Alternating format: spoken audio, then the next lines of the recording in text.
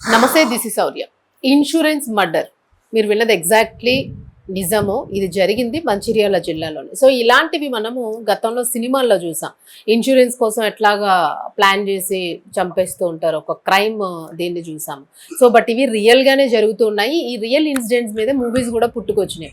But అది ఇప్పటికీ కూడా కంటిన్యూ అవుతుంది, అది ఎక్కడ ఆగడం లేదు. దట్టు ఇందులో ఫీమేల్స్ వెర్షన్ కూడా చాలా ఎక్కువ కనిపిస్తుంది. అంటే భర్త పేరు మీద ఇన్సూరెన్స్ చేసి కొంత ప్లాన్ చేసేసి లేపేసేయడం. సో ఇదైతే రియల్గా జరిగింది. ఎక్కడ జరిగింది ఏంటి అనే డీటెయిల్స్ అయితే మాట్లాడదాం. మనతో పాటు సీనియర్ జర్నలిస్ట్ దమ్ము బాలాజీ గారు ఉన్నారు.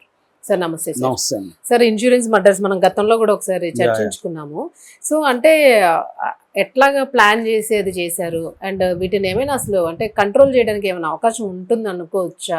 ఇన్సూరెన్స్ చేసుకోవాలంటేనే మెయిన్ హస్బెండ్స్ భయపడుతూ ఉన్న పరిస్థితి. అంటే గతంలో మీరు అన్నట్టుగా హాలీవుడ్ సినిమాల్లోనే చూసేవాళ్ళం. ఒక 10 ఏళ్లకు ముందు హాలీవుడ్ సినిమాలు ఇలాంటివి చాలా వచ్చాయి, thrillers, murder based thrillers.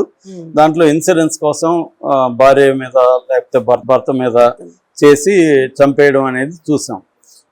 So కానీ ఇప్పుడు ఈ మధ్యకాలంలో ఇక్కడ కూడా ఇన్సూరెన్స్ బాగా పెరగడం, ఏజెన్సీలు పెరగడం, కంపెనీలు పెరగడం, డబ్బులు జనాల దగ్గర పెరగడం, దీంతో ఇన్సూరెన్స్ మనకి హెల్త్ ఇన్సూరెన్స్ చూస్తే ఇంతకుముందు హెల్త్ ఇన్సూరెన్స్ అంటే ఏంటో ఎవరికి తెలియదు. 10 ఏళ్ళు 15 ఏళ్ళకి ముందు. ఇవాళ చూస్తే లేని వాళ్ళు లేరు, అందరికి హెల్త్ ఇన్సూరెన్స్ కంపల్సరీ అయిపోయింది. ఎంత డబ్బులు ఉన్న వాళ్ళైనా హెల్త్ ఇన్సూరెన్స్ చేసుకుంటున్నారు. సో ఆ స్థాయిలో ఇన్సూరెన్స్ పెరగడం వల్ల ఏమైందంటే ఇది ఒక ఈజీ మెథడ్ గా కనబడింది. అంటే ఎలాగో మర్డర్ చేయాలి, అదేదో డబ్బుల కోసం చేస్తే బాగుంటది కదా అన్న పద్ధతులు వెళ్ళిపోయారు చాలా మంది. ఆ మధ్య ఒక తమిళనాడులో ఒక విచిత్రమైన మర్డర్ ఏంటంటే ఒక అబ్బాయి తన మీద తనే ఇన్సూరెన్స్ చేసుకుని తనలాగే ఉండే ఫ్రెండ్ ని చంపేసి తను చనిపోయినట్టుగా ఒకటి క్రియేట్ చేసి క్లెయిమ్ చేసుకోవడానికి ట్రై చేసి దొరికిపోయాడు. అలాగా చేస్తున్నారు కొంతమంది. ముసలి వాళ్ళ మీద ఇన్సూరెన్స్ చేసి వాళ్ళని లేపేస్తున్నారు, తల్లిదండ్రులు ఎవరైనా.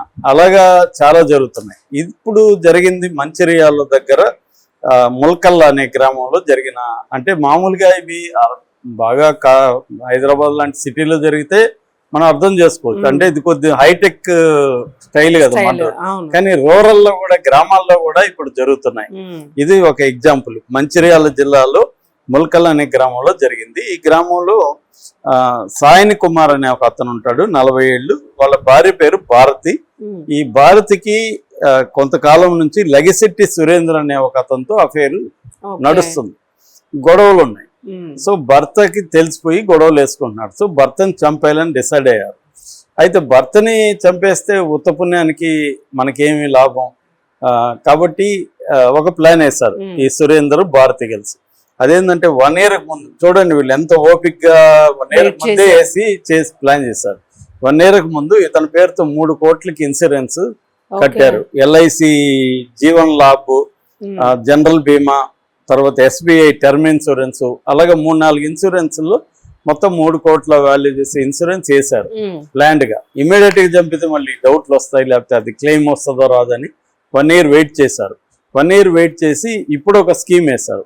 అదేంటంటే మనం చంపకూడదు, ఎవరన్నా కిరాయి వాళ్ళ దగ్గర చంపించాలని ప్లాన్ చేశారు. అయితే కిరాయి వాళ్ళు ఊరిని పట్టుకోవాలనుకున్నప్పుడు ఈ సాయిని కుమార్కి రామ్ మల్లేష్ అనే అతనికి మధ్య డబ్బులకు సంబంధించి గొడవలు ఉన్నాయి. ఇంతకు ముందే వాళ్ళిద్దరు గొడవలు ఈమెకి తెలుసు. సో వాడికి కొంత రౌడీ బ్యాచ్లతో సంబంధం ఉంది మల్లేష్. సో వీళ్ళిద్దరు వెళ్ళి మల్లేష్ని పట్టుకున్నారు. అరే నీకు సాయిన్ కుమార్ అంటే గొడవలు ఉన్నాయి కదా, వాడంటే నీకు పడదు కదా, వాడిని చంపాలని నీకు ఉంది కాబట్టి ఊరికే చంపొద్దు, మేము డబ్బులు ఇస్తాం చంపు అని చెప్పి వాడికి ఒక 10 లక్షలు ఆఫర్ చేశారు. వాడికి ఆల్రెడీ రెవెన్యూ డబ్బు రెవెన్యూ 2 వస్తాయి కదా అని అతను ఒప్పుకున్నాడు. ఈ మల్లేష్ ఒప్పుకొని అతను ఒక్కడే చేయలేక అతని ఫ్రెండ్ శ్రీరామ్ కుమార్ అని ఇంకొక ఫ్రెండ్ ఉంటే అతనికి పిలిపించి అతనికి నేను డబ్బులు ఇస్తాను, నువ్వు నాకు కోఆపరేట్ చేయన్నాడు. సో ముందు అడ్వాన్స్ 2 లక్షలు ఇచ్చేశారు. ఇచ్చేసినాకే ఎలా చంపాలా ఏంటి అనేది వీళ్ళకి స్కెచ్ చేశారు. ఆ స్కెచ్ ప్రకారం ఇతను పరిచయం ఉన్నాడు కాబట్టి ఇతన్ని మందు కొడదాంరా అని చెప్పి అవుట్స్కట్స్ తీసుకెళ్లారు. నైట్ తీసుకెళ్లి మంచిగా 3 మందు తాగారు. వీళ్ళిద్దరేమో లైట్కి తాగి అతనికి ఎక్కువ పోయించారు. పోసి బాగా తాగేసినాక ఎనుప సుత్తి తీసుకొని తల మీద కొట్టారు. కొడితే తల పగిలిపోయినా అతను చనిపోయాడు. చనిపోయిన తర్వాత అతను బైక్ లో వెళ్ళాడు. సో ఆ బైక్ ని రోడ్డు మీద పడేసి దాన్ని యాక్సిడెంట్ లాగా ఓకే చిత్రీకరించి ఈ బాడీని కూడా చేసేసారు. తర్వాత ఎవరో చూశారు, యాక్సిడెంట్ అయిపోయింది అది ఇది అని చూస్తే ఎత్తుకెళ్ళారు హాస్పిటల్కి, అతను చనిపోయాడని చెప్పారు. సో జనరల్గా యాక్సిడెంట్ అయితే మెడికో లీగల్ కేసు అవుతుంది కాబట్టి హాస్పిటల్ వాళ్ళు పోలీసులకు ఇన్ఫార్మ్ చేశారు. పోలీసులు వచ్చారు. మామూలుగా వాళ్ళు యాక్సిడెంట్ల సీన్ చూస్తారు కాబట్టి వాళ్ళకి కొద్దిగా అనుమానం వచ్చింది. ఇక్కడేం స్కిడ్ అయినట్టు ఏమీ లేదు రోడ్డు మీద, అంటే వీళ్ళు కరెక్ట్గా చేయలేదు, స్కిడ్ అయినట్టుగా లేదు, ఇది యాక్సిడెంట్ లాగా లేదే అని చెప్పి సరే ఎందుకన్నా మంచిది పోస్ట్ మార్టం పంపించారు. పోస్ట్ మార్టంలో ఇది యాక్సిడెంట్ లో అయిన గాయం కాదు, ఏదో బలమైన ఆయుధంతో కొట్టిన గాయం అనేది తెలిసింది. సో దాని తర్వాత వీళ్ళకి అనుమానం వచ్చింది.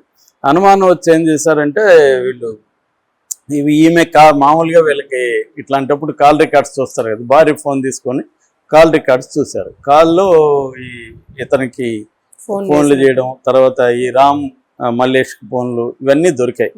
దాని తర్వాత అక్కడ విట్నెస్ని చుట్టుపక్కల వాళ్ళని విచారించారు. ఏంటి పరిస్థితి అంటే తనకి వాడికి లగిశెట్టి సురేందర్కి ఈమెకి అఫైర్ ఉంది సార్, ఇది గొడవలు నడుస్తుందని చెప్పారు. దాంతో లగిశెట్టి సురేందర్ని కూడా పట్టుకున్నారు. పట్టుకొని ఫోన్లు అవన్నీ చూస్తే వీళ్ళకి మొత్తం ఇవన్నీ అర్థమైంది. అట్లాగే వాళ్ళ ఫైనాన్షియల్ బ్యాంక్ డీటెయిల్స్ అవన్నీ తెప్పించారు. తెప్పిస్తే క్యాష్ విత్డ్రాలు వీళ్ళకి పంపించడాలు ఇవన్నీ కూడా దొరికాయి. అన్ని క్లియర్ గా దొరికిపోయినాయి. సో దొరికిపోతే ఇప్పుడు నలుగురిని పట్టుకున్నారు, అరెస్ట్ చేశారు అనమాట.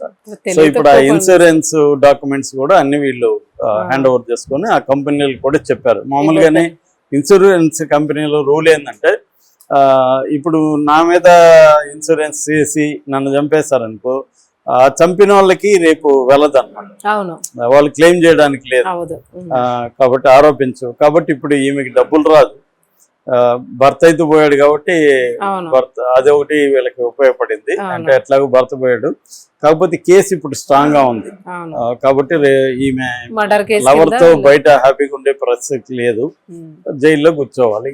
సో అంటే ఒక మూర్ఖత్వం అని చెప్పొచ్చు. నిజంగా నాలెడ్జ్ ఉండి అంటే రేపు పొద్దున మనం జైలుకి వెళ్తాము అనేది లేకుండా, అంటే ఎక్కువ మంది ఏం చేస్తున్నారని నేను చాలాసార్లు చెప్తుంటాను, డబ్బులు ఉంది కదా డబ్బులతో మేనేజ్ చేసేద్దాంలే అనుకుంటారు, చాలాసార్లు చేయగలుగుతారు కూడా. ఎందుకంటే వీళ్ళు పోలీసులకి డబ్బులు ఇస్తే పోలీసులు ఈ ఆధారాలు రేపు పొద్దున తారుమారు చేసి ఛార్జ్ షీట్ లో సరిగా లేదనుకోండి అక్కడే కేసు ఇది అవుతుంది. రెండోది ఇప్పుడు ఆయన తరపున ఎవరిని గట్టిగా ఫైట్ చేయాలి, ఎవరు విక్టిమ్ తరపున చనిపోయిన వాళ్ళ తరపు వాళ్ళు పెద్దగా లేదనుకోండి, వీళ్ళు డబ్బులతో ఆల్రెడీ 10 లక్షలు ఖర్చు పెట్టారు, ఇంకో 10 లక్షలు 20 లక్షలు ఖర్చు పెడితే మంచి అడ్వకేట్ ని పెట్టుకుంటారు, మేనేజ్ చేస్తారు, ఏదో ఒక 6 నెలలు 1 ఇయర్ జైల్లో ఉండి బయటకు వచ్చేయచ్చు, కేసు పడిపోతుంది అన్న యాంగిల్లోనే ఎక్కువ మంది మటలు చేస్తారు. కాకపోతే ఒక్కోసారి పోలీసులు సరిగ్గా ఇన్వెస్టిగేషన్ చేసి కరెక్ట్ గా కానీ చేస్తే మాత్రం వీళ్ళు శిక్షలు పడతాయి. కాకపోతే అది రేర్ గా జరుగుతుంది కాబట్టి మర్డర్లు ఎందుకు జరుగుతుంటాయంటే చాలా మందికి తెలుసు దొరికిపోతామని తెలుసు, దొరికిపోయినా కూడా డబ్బులతో మేనేజ్ చేసేయచ్చులే అనే ఒక కాన్ఫిడెన్స్ తో చేస్తుంటారు.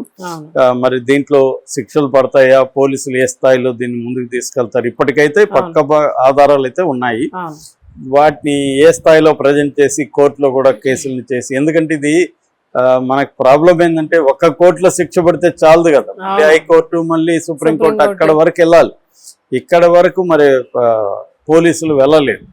సో అందుకని చాలా మంది డబ్బులు పెట్టుకుంటే పనులు జరుగుతాయి అనేది చేస్తారనమాట. ఏదేమైనా మరి వీళ్ళైతే ఫెయిల్ అయిపోయారు, మరి ఏం జరుగుతుందో చూద్దాం. Thank you sir.